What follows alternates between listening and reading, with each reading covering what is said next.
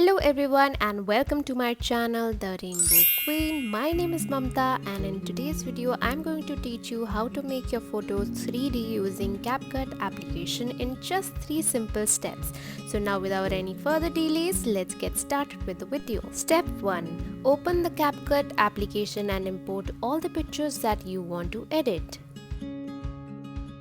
Step 2 is to adjust the duration of the pictures according to your choice.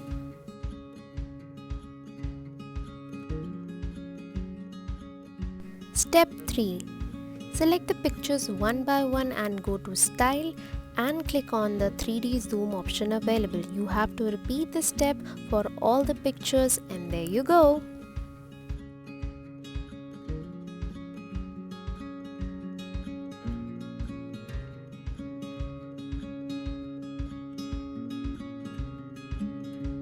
So here is the final video.